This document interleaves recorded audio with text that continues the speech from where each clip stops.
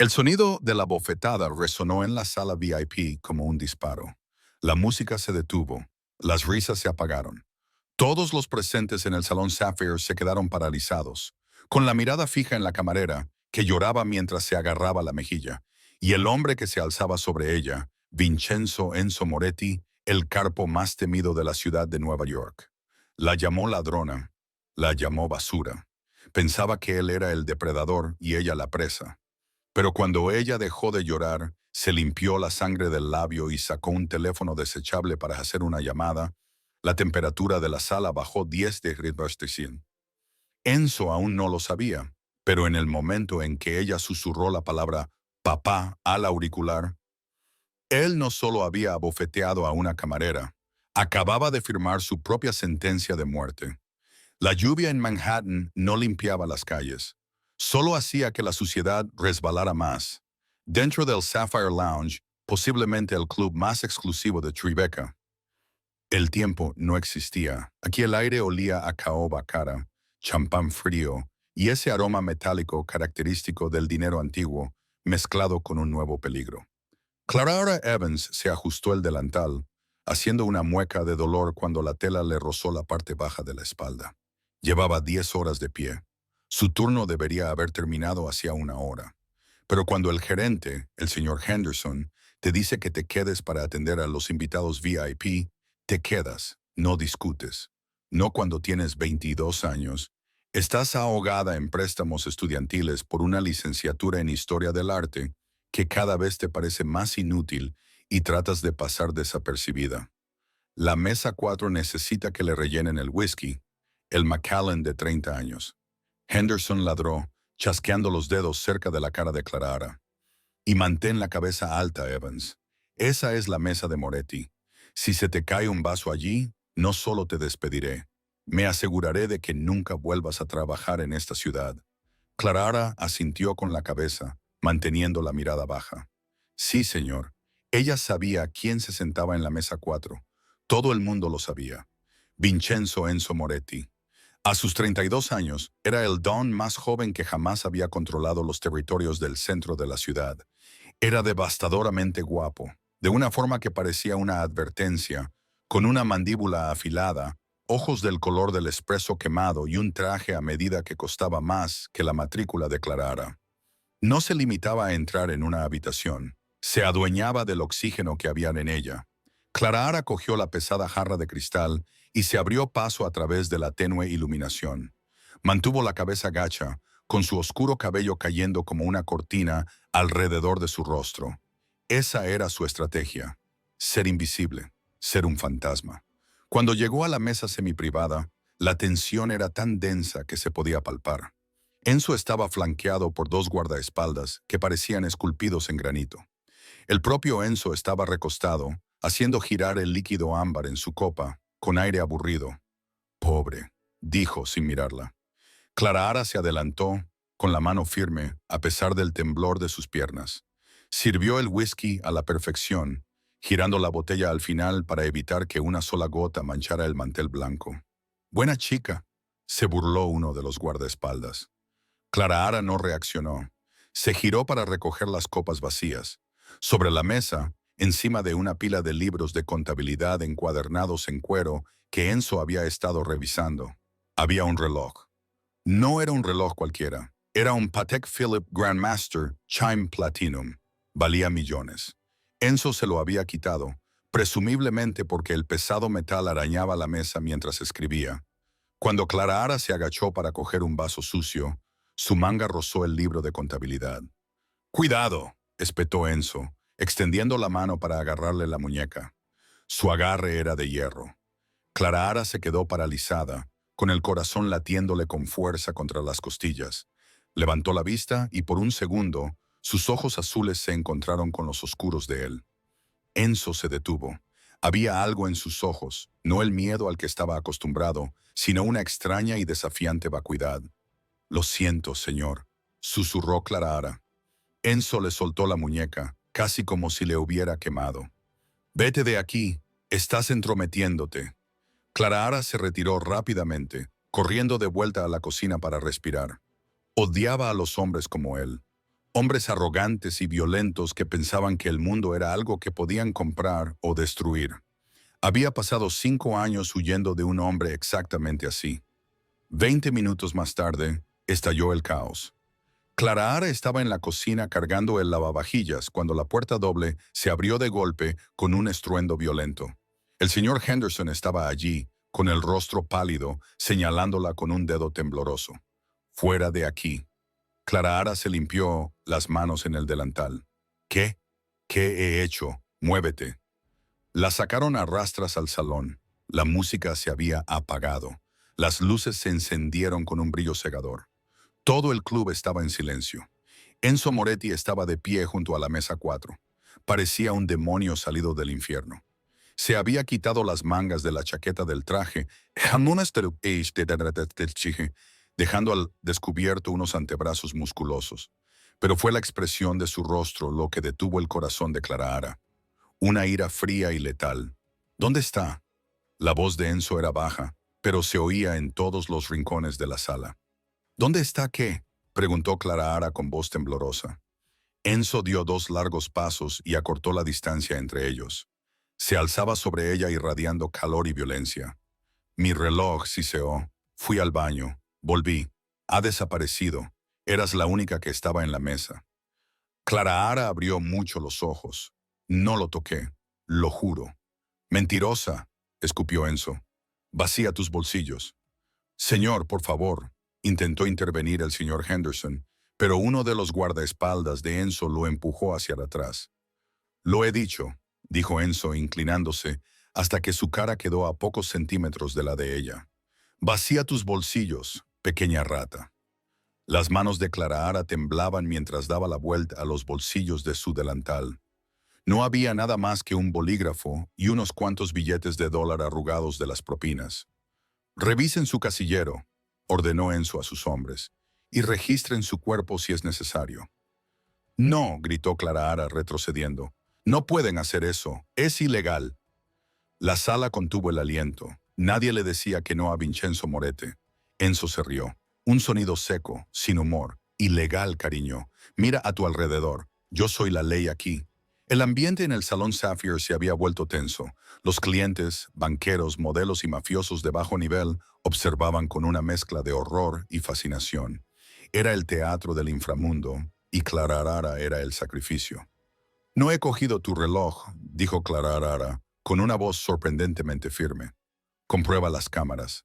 Las cámaras de la sección VIP están desactivadas por motivos de privacidad», dijo Enzo acercándose, invadiendo su espacio.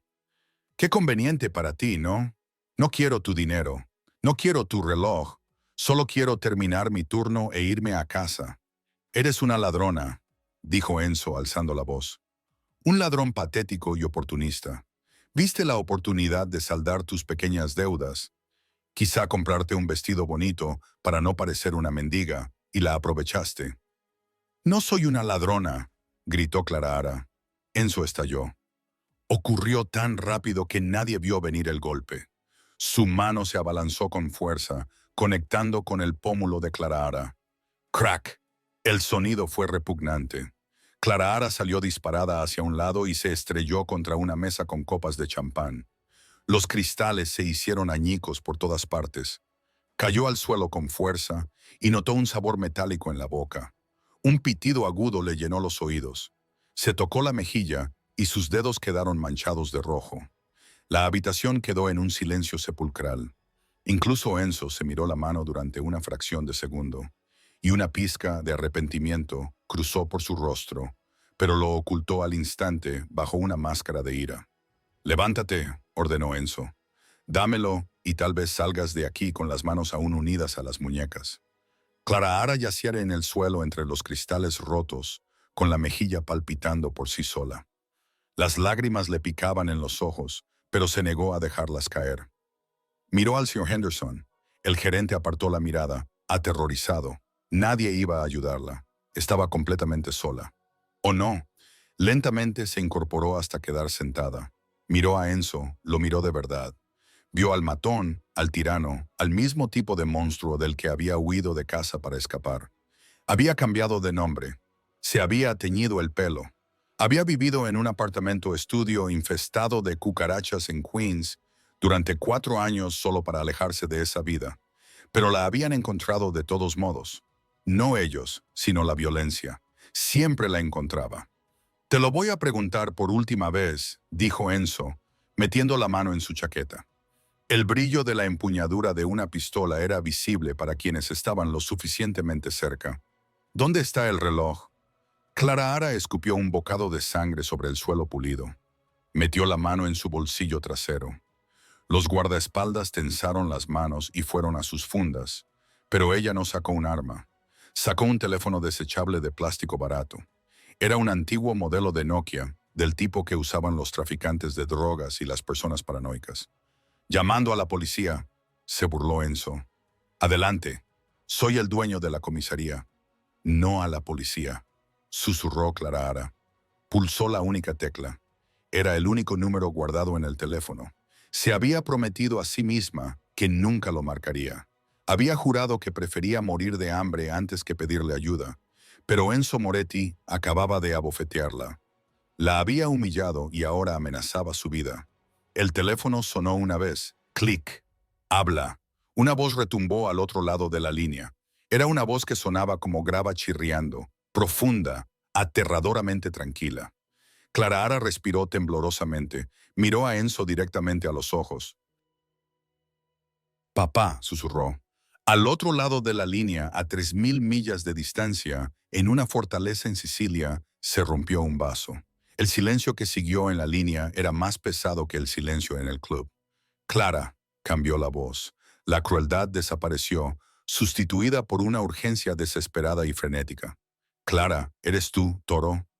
Sí, papá. ¿Dónde estás? El rastreador. Dejó de funcionar hace 4 años.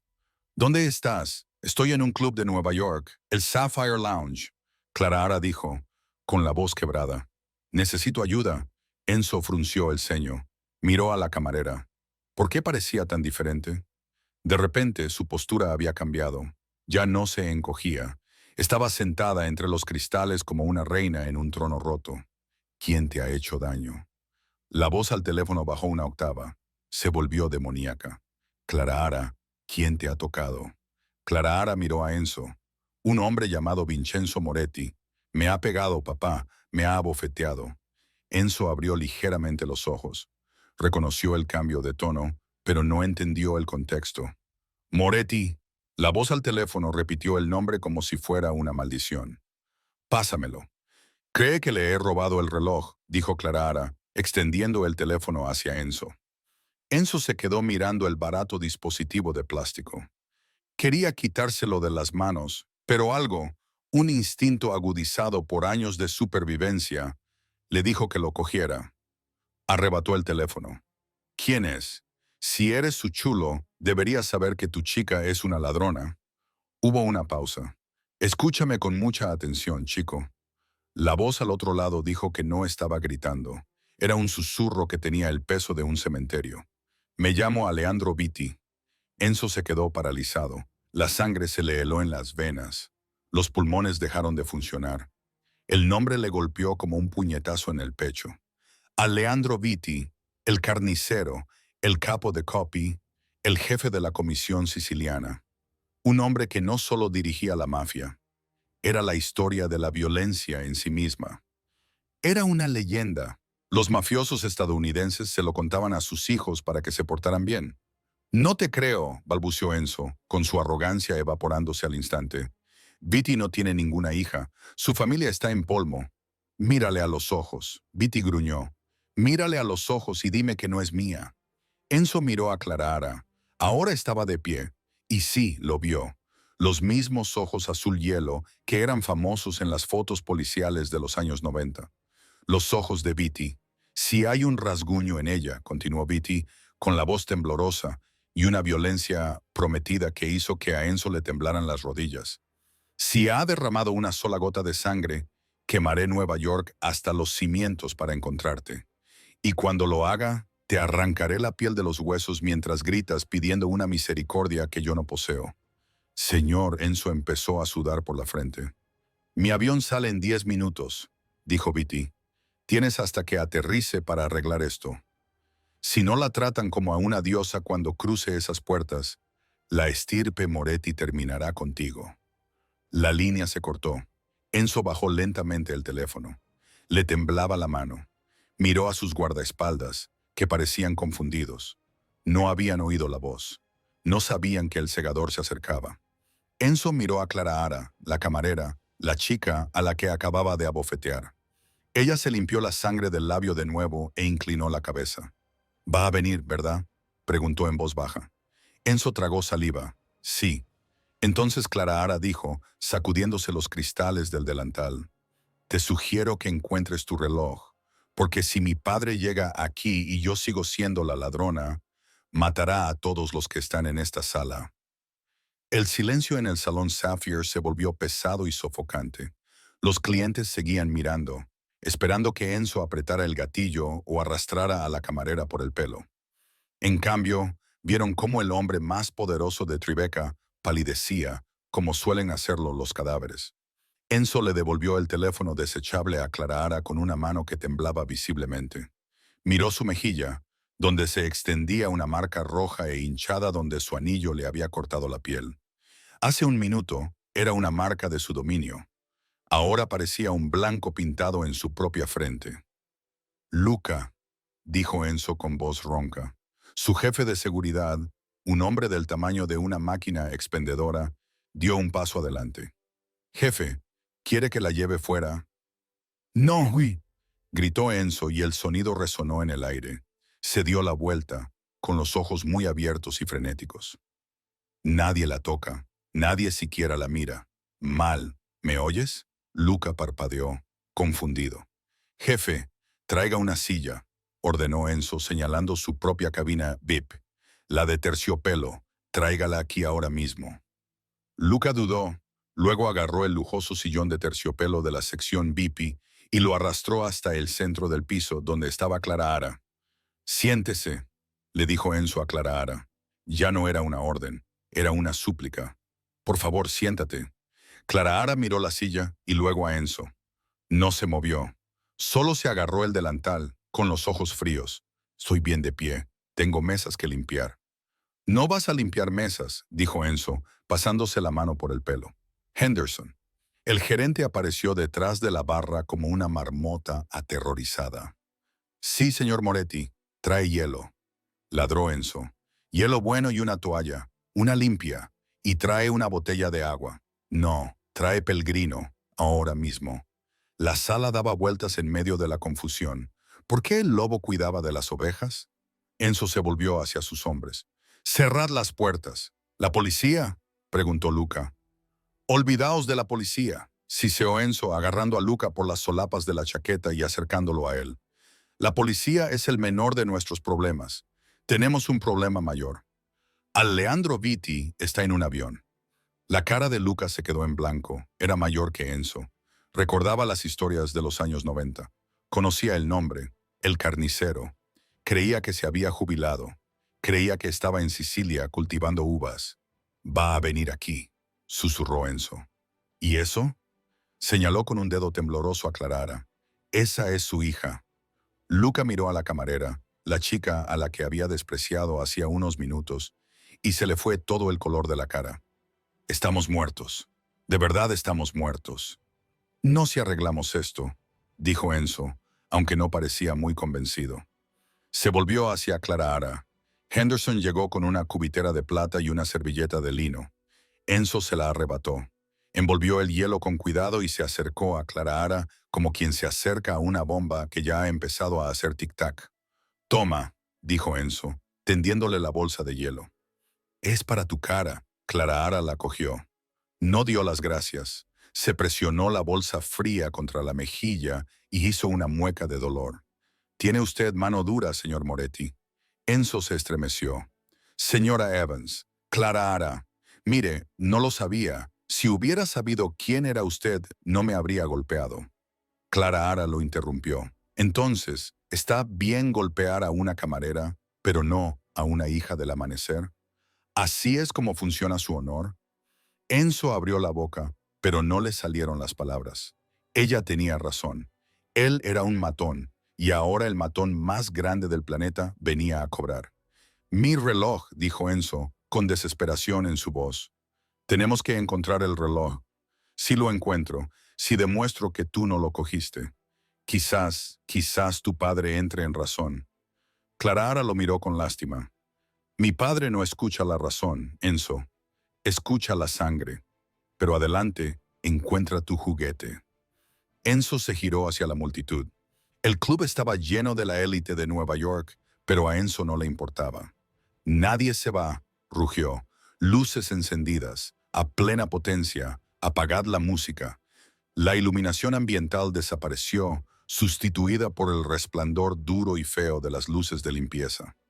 El glamour del club se evaporó, dejando solo a gente nerviosa con ropa cara. Me han robado el reloj, anunció Enzo, caminando hacia el centro de la sala.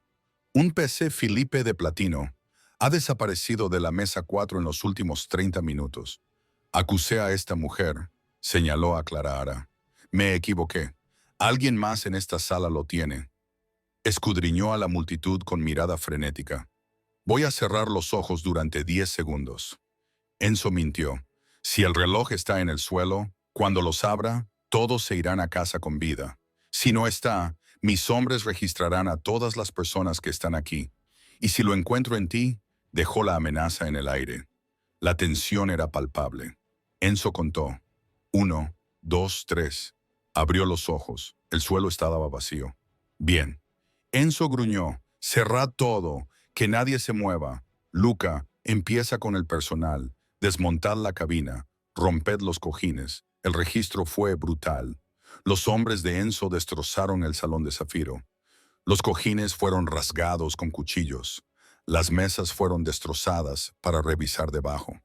Los clientes fueron alineados contra la pared y cacheados por guardias de mano dura.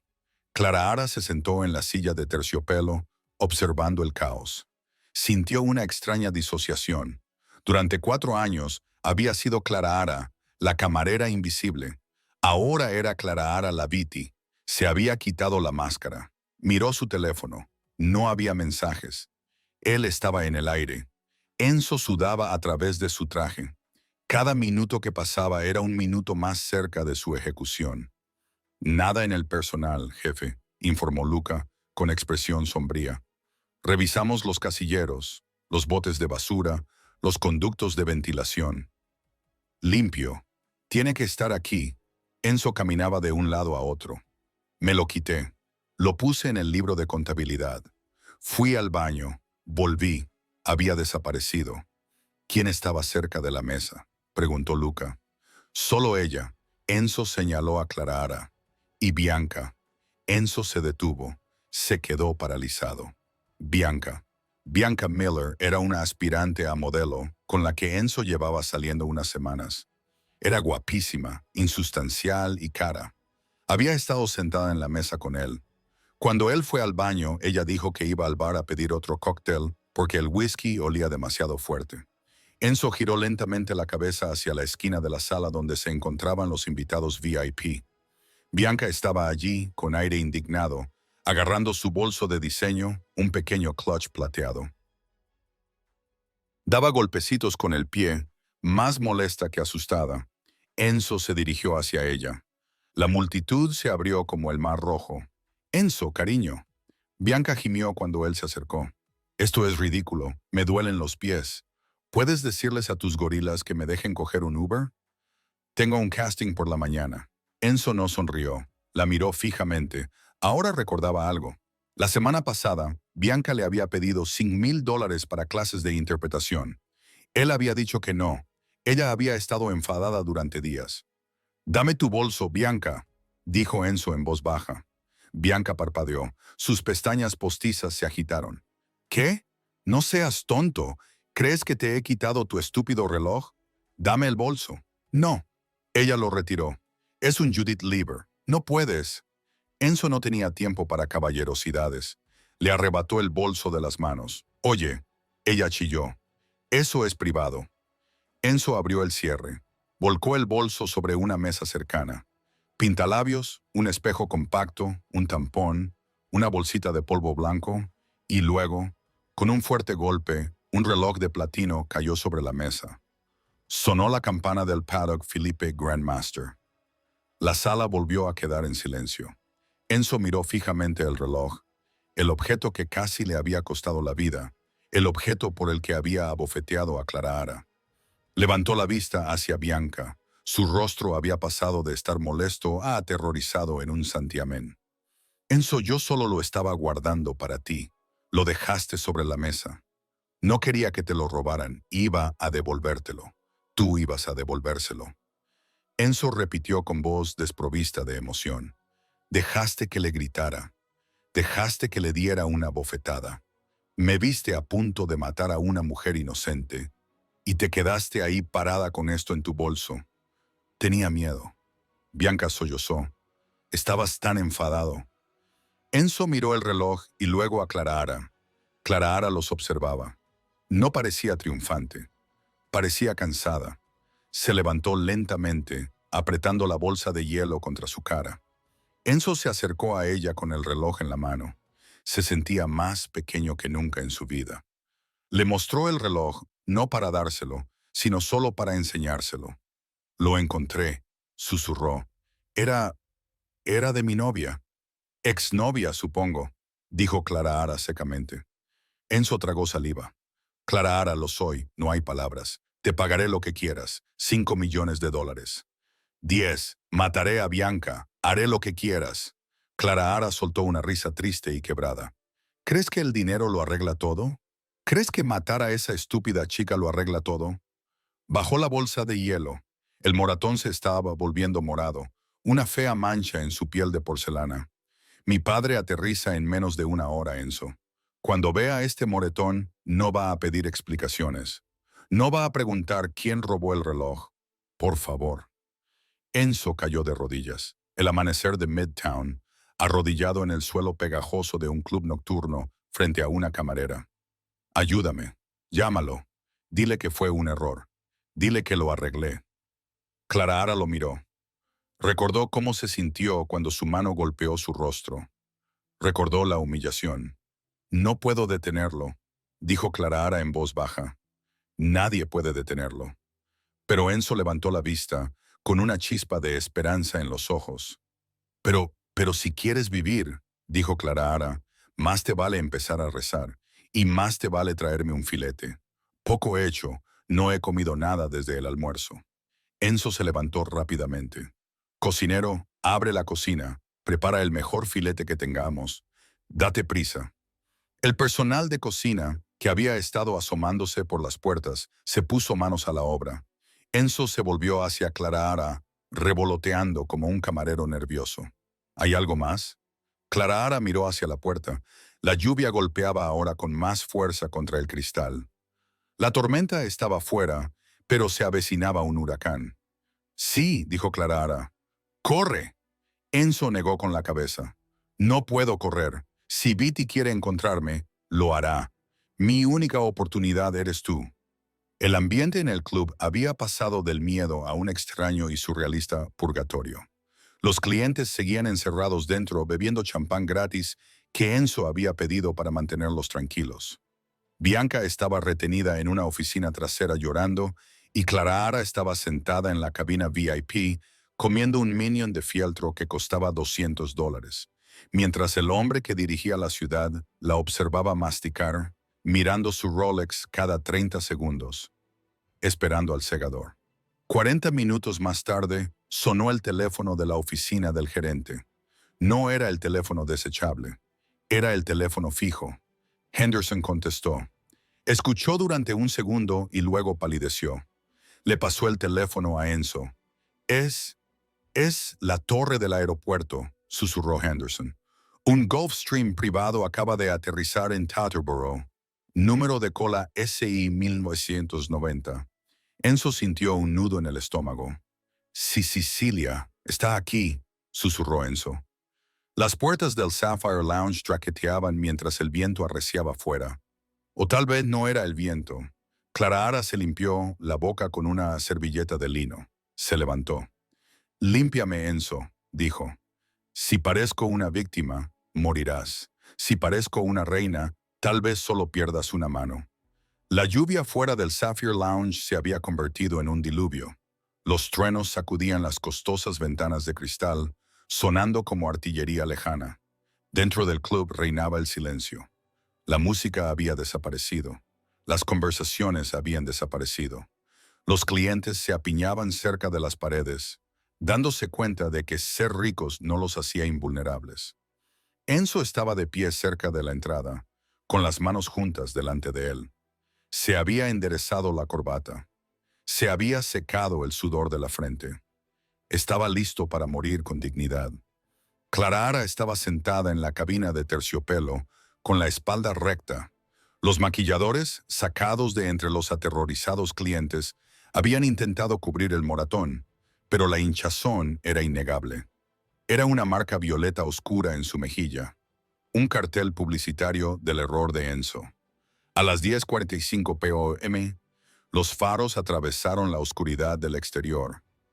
No era un coche, ni dos. Una caravana de 6 Cadillac Escalade negros se detuvo con un chirrido delante del club, bloqueando toda la calle. «Está aquí», susurró Luca con voz temblorosa. Las puertas de los SUV se abrieron al unísono. 2 docenas de hombres salieron de ellos. No eran los llamativos guardaespaldas musculosos que Enzo empleaba. Estos hombres eran mayores. Llevaban impermeables y sombreros fedora. Se movían con una sincronización aterradora. Llevaban paraguas, no para ellos mismos, sino para formar un dosel que conducía a la entrada del club. Del vehículo central salió un anciano, Alessandro Vitti. Era más pequeño de lo que Enzo esperaba. Llevaba un pesado abrigo de lana y se apoyaba en un bastón con un mango plateado con forma de cabeza de león. Tenía el pelo plateado peinado hacia atrás y una barba gris bien recortada. Parecía un abuelo, un distinguido profesor o un banquero jubilado, excepto por sus ojos. Incluso desde el otro lado de la calle, Enzo podía sentirlos. Eran agujeros negros, desprovistos de luz y calor. Las puertas del Salón Sapphire se abrieron de par en par. El viento entró aullando en el vestíbulo, trayendo consigo el olor a lluvia y ozono. Vitti entró. Su bastón golpeaba rítmicamente el suelo de mármol. Golpe, paso, golpe, paso. No miró a Enzo. No miró al tembloroso gerente.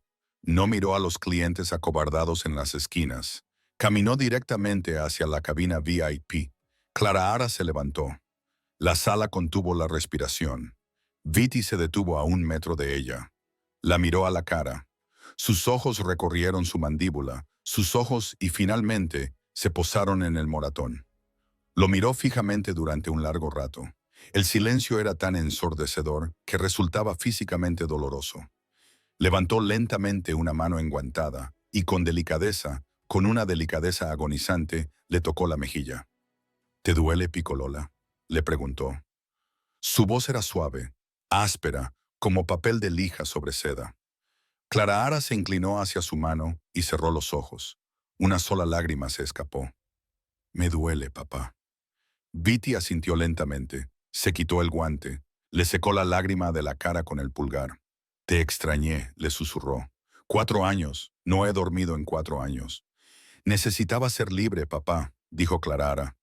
«Y mira lo que te ha traído la libertad», dijo Vitti, endureciendo ligeramente la voz mientras señalaba la habitación. «Sirviendo a basura, atendida por animales, golpeada como un perro». Se dio la vuelta. La transición fue instantánea. El padre amoroso desapareció. Apareció el carnicero. Miró a Enzo. Enzo sintió que las rodillas le temblaban, pero las obligó a mantenerse firmes. Dio un paso adelante. «Señor Vitti», dijo Enzo, inclinando ligeramente la cabeza. «Soy Vincenzo Moretti. Este es mi establecimiento». Vitti no habló. Caminó hacia Enzo. Se detuvo a pocos centímetros de él. Vitti era 5 centímetros más bajo que Enzo, pero parecía sobresalir por encima de él. «Tienes mano dura, Vincenzo», dijo Vitti en tono conversacional. «Para dejar una marca así en una Vitti, debes haberla golpeado con todas tus fuerzas». «Fue un error», dijo Enzo con voz firme. «Creí que se había producido un robo. Actué sin honor. Acepto toda la responsabilidad». ¿Responsabilidad? Beatty saboreó la palabra. A los estadounidenses les encanta esa palabra. Creen que decirla arregla las cosas. En Sicilia, no tenemos responsabilidad, tenemos consecuencias. Beatty se volvió hacia sus hombres. Traedme una silla. Uno de los sicilianos cogió una silla y la colocó en el centro de la habitación. Beatty se sentó, apoyando las manos en su bastón. «Traedme a la ladrona», ordenó Beatty. Enzo asintió a Luca. Luca sacó a Bianca de la trastienda. Estaba hecha un desastre. El rímel le corría por la cara y respiraba con dificultad. «No, por favor», gritó Bianca. «No lo sabía. No sabía quién era». Luca tiró a Bianca al suelo delante de Beatty.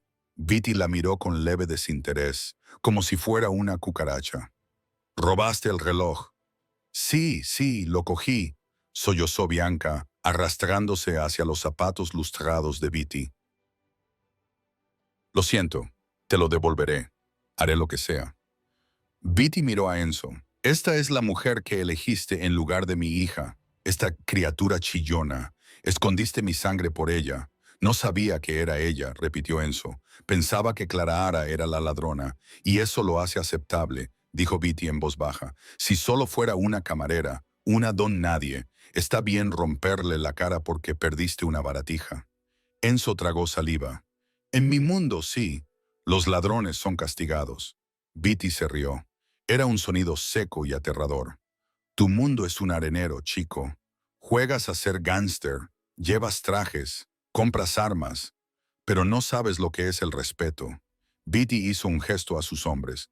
Dos de ellos se adelantaron y agarraron a Bianca. «Quítala de mi vista», dijo Beatty. «Me se está aburriendo. ¿Qué vas a hacer?» Bianca chilló mientras la arrastraban hacia la salida. «Enzo, ayúdame». Enzo no se movió. Sabía que no podía salvarla. Ni siquiera podía salvarse a sí mismo. Las puertas se cerraron tras los gritos de Bianca. Beatty volvió a centrar su atención en Enzo. «Ahora», dijo Beatty, sacando una pistola de dentro de su abrigo. Era un revólver viejo, pesado y negro. Lo colocó sobre la mesa junto a él. «Hemos hablado del precio de la sangre de Abid». El revólver descansaba sobre la mesa como el mazo de un juez. «Arrodíllate», dijo Beatty. Enzo dudó una fracción de segundo. Su orgullo se encendió, pero miró a las 2 docenas de hombres que lo rodeaban con metralletas ocultas bajo sus abrigos. Miró a Clara, que lo observaba con una expresión indescifrable. Enzo se arrodilló en el duro suelo. «Has insultado a mi familia», dijo Beatty, con su voz resonando en la silenciosa habitación. «En otros tiempos, te habría cortado la mano que la golpeó». Beatty cogió el revólver, giró el cilindro, se oyó un clic. «Pero soy viejo y estoy cansado de los funerales», dijo Beatty. «Y mi hija parece que ha elegido esta ciudad. Huyó de mi protección». Beatty se levantó y rodeó a Enzo como un tiburón. «¿Diriges el centro de la ciudad?», preguntó Beatty. «Sí», dijo Enzo mirando al suelo. «¿Y tienes dinero, poder?» «Sí». «Pero eres estúpido», concluyó Beatty. «Eres impulsivo, tienes mal genio. Un hombre que no puede controlar su temperamento no puede controlar su imperio. Eres un niño con un arma cargada». Beatty se detuvo frente a Enzo. Presionó el frío cañón del revólver contra la frente de Enzo. Enzo cerró los ojos. Se acabó. El fin de la dinastía Moretti. «Papá, para». La voz rompió la tensión. Clara se adelantó. Ya no parecía asustada, parecía molesta. «Clara», advirtió Beatty, manteniendo el arma presionada contra la cabeza de Enzo. «No interfieras. Esto es un asunto de negocios». «Esto no es un asunto de negocios», dijo Clara, interponiéndose entre el arma y Enzo. Apartó el cañón con la mano. La sala contuvo el aliento. «Esta es mi vida». Beatty miró a su hija. «Te hizo daño». «Y es patético», dijo Clara mirando a Enzo. «Míralo, arrodillado, aterrorizado. Si lo matas, ¿qué obtengo? Un cadáver. Más pesadillas, más huidas». «¿Qué quieres? ¿Más dolor?», preguntó Beatty, bajando ligeramente el arma. Clara miró a Enzo. Sus ojos azules eran fríos, calculadores. Había crecido en una familia mafiosa. Sabía cómo se jugaba. Matar a Enzo era fácil. Usarlo era inteligente. Estoy cansada de huir, papá, dijo Clara Ara. Estoy cansada de esconderme en moteles de mala muerte. Estoy cansada de ser camarera. Quiero quedarme en Nueva York, pero necesito estar a salvo. Dejaré a mis hombres, dijo Beatty. Te protegerán. Tus hombres llaman la atención. Clara Ara negó con la cabeza. Huelen a Sicilia. La policía les pillará en una semana. Necesito a alguien de aquí, alguien que controle a la policía, alguien que controle la ciudad, señaló a Enzo. Lo quiero a él. Enzo abrió los ojos de golpe, miró a Clara Ara. ¿Qué? Beatty frunció el ceño. Él, el perro que te mordió, me debe una deuda. Clara Ara dijo que era una deuda de vida. Ibas a quitarle la vida, ¿verdad? Sí. Entonces su vida te pertenece. Dámela. Beatty se acarició la barba mientras lo pensaba. Una sonrisa lenta y cruel se extendió por su rostro. Ya veo. ¿Quieres una mascota? Quiero una garantía. Clara Ara lo corrigió. Quiero que el Imperio Moretti trabaje para mí. Quiero su protección. Quiero sus recursos.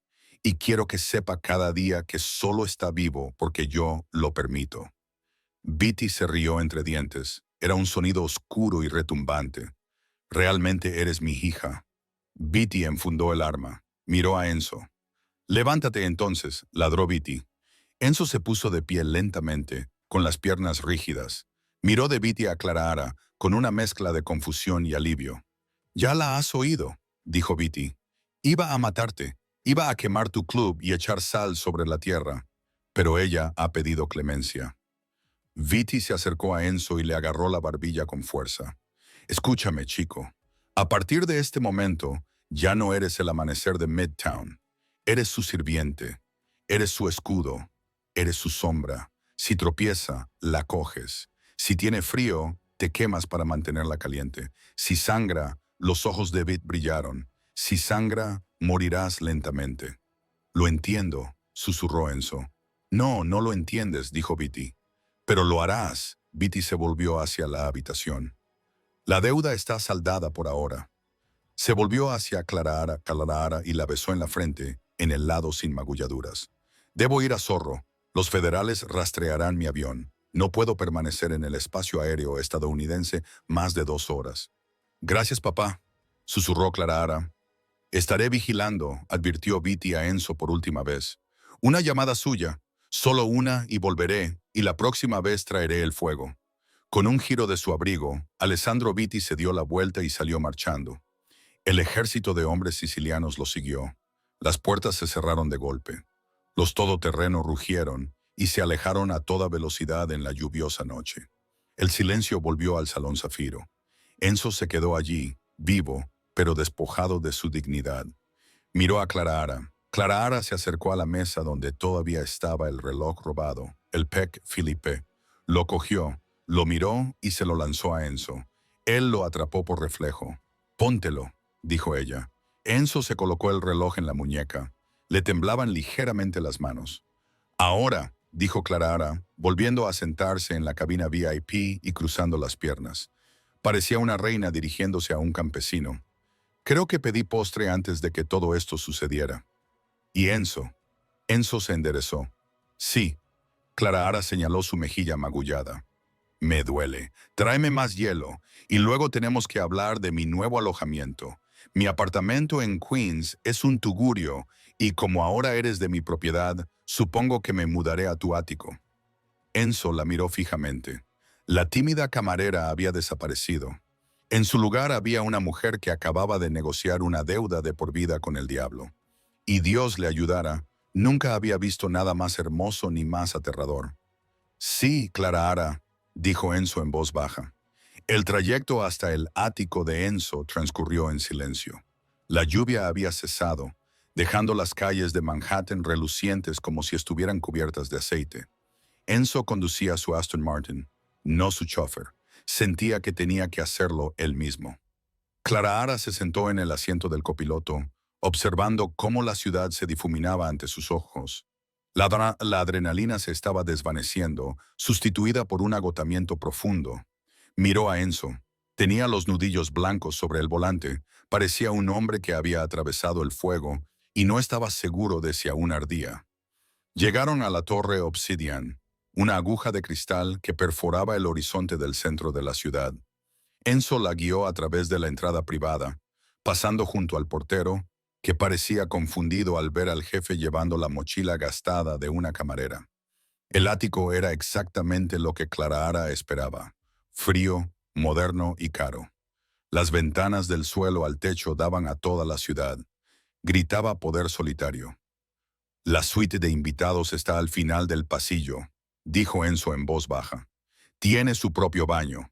Haré que traigan ropa de cama limpia. Clara se acercó a la ventana y miró hacia el borde en el que había estado sirviendo bebidas hacía solo unas horas. No. Enzo se detuvo. No, yo me quedaré con el dormitorio principal, dijo Clara, volviéndose hacia él. Tú puedes quedarte con la suite de invitados. Enzo parpadeó. Era una maniobra de poder mezquina, y ambos lo sabían, pero asintió. Como desees. ¿Y Enzo? Sí, no soy tu prisionera, dijo ella en voz baja. Y yo no soy tu jefe. No sé qué somos, pero gracias por no dejar que matara a Bianca, incluso después de lo que hizo. Enzo bajó la mirada, con vergüenza en el rostro. Ella no merecía morir. ¿Y tú? Tú no merecías que te golpearan. Se acercó a la barra, se sirvió un vaso de agua y se lo entregó. Sus dedos rozaron los de ella. La electricidad era innegable. Ya no era miedo, era algo más intenso. Nunca me perdonaré por eso, susurró Enzo, mirando el moretón en la mejilla de ella. Cada vez que te mire, veré mi propio fracaso. Clara tomó el agua. Bien, sigue viéndolo, te mantendrá alerta.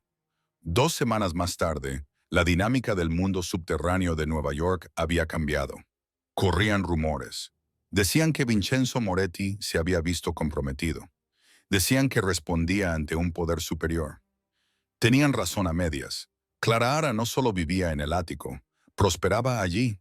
Había cambiado su delantal por blusas de seda y blazers a medida. No se involucraba en el tráfico de drogas ni en las redes de apuestas. No quería formar parte de ese negocio sucio, pero gestionaba la parte legítima: los clubes, los restaurantes, los inmuebles. Y Enzo era su sombra. La coma la acompañaba a todas partes. Cuando ella entraba en una habitación, él estaba un paso detrás. Le abría las puertas, le apartaba las sillas. Miró con ira a cualquiera que la mirara demasiado tiempo. Era un martes por la noche en Lera, una sala de póker de altas apuestas, propiedad de Enzo. Un jefe rival de Nueva Jersey, Tony la Mandíbula, ruso, estaba de visita. Tony era ruidoso, desagradable y estaba borracho. Vio a Clara revisando los libros de contabilidad en el bar. «Hola, cariño», gritó Tony, chasqueando los dedos. «Tráeme un bourbon. Solo». La sala se quedó en silencio. Ahora todo el mundo sabía quién era Clara, todos excepto Tony. Clara no levantó la vista del libro de contabilidad. «Yo no trabajo aquí, Tony. Pídeselo al camarero». Tony se levantó, con la cara roja como un tomate. Se acercó y dio un golpe con la mano sobre el libro de contabilidad. «He dicho que me traigas una copa. No me importa con quién te acuestas. Cuando un camarero pide una copa, tú la sirves». Extendió la mano para agarrarla del brazo. Antes de que sus dedos pudieran rozar la manga de seda, una mano le agarró la muñeca. No era la de Clara, era Enzo. Enzo no parecía enfadado, parecía aburrido, pero su agarre estaba aplastando los huesos de la muñeca de Tony. «Enzo», Tony gritó, «dile a tu chica que aprenda modales». «Ella no es mi chica», dijo Enzo con calma, apretando su agarre hasta que un crujido repugnante resonó en la habitación. Tony gritó y cayó de rodillas. «Ella es mi reina», susurró Enzo al oído de Tony.